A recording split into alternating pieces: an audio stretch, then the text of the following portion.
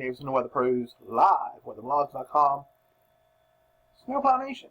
Time to take a look here at the current conditions. You have Hermine still around the Long Island area, still pushing some water back in.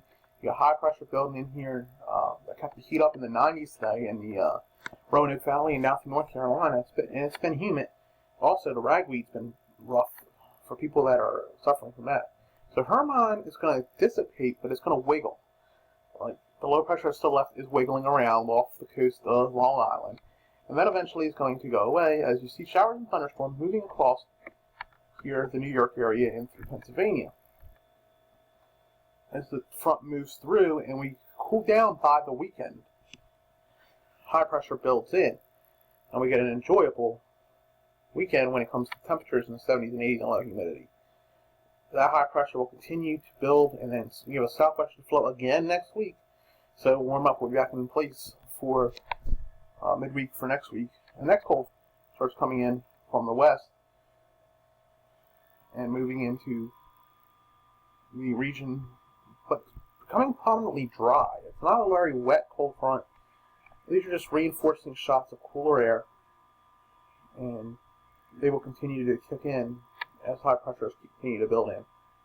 Showers and thunderstorms will continue over the Midwest. Actually, by the end of next week, we have low pressure going into the Midwest. That could be creating some severe weather here in the Midwest, so we have to watch that closely. Also, if you live in the Midwest, middle to late next week, we could be dealing with some severe weather.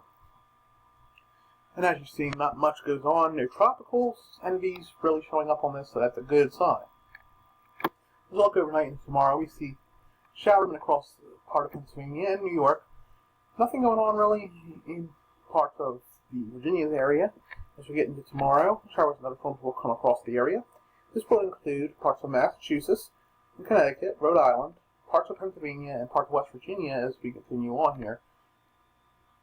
As we get 12 hours from now, which is roughly 11 o'clock, actually I'm doing my math, it is actually going to be around 2 o'clock in the afternoon. More showers and thunderstorms develop out in the western part of Pennsylvania, move to the east, and weekend before we get closer to the evening, and more showers and thunderstorms start firing up. And this will include parts of the Delaware Valley, including Philadelphia, maybe South Jersey, and New York City Metro, Connecticut, and the Hudson Valley in New York. These storms may be slow, so rainfall amounts could be high. Hail and damaging winds are possible with these storms. Stay with the Weather Pros for all your latest weather information. Meteorologist Dean Davison, thanks for watching.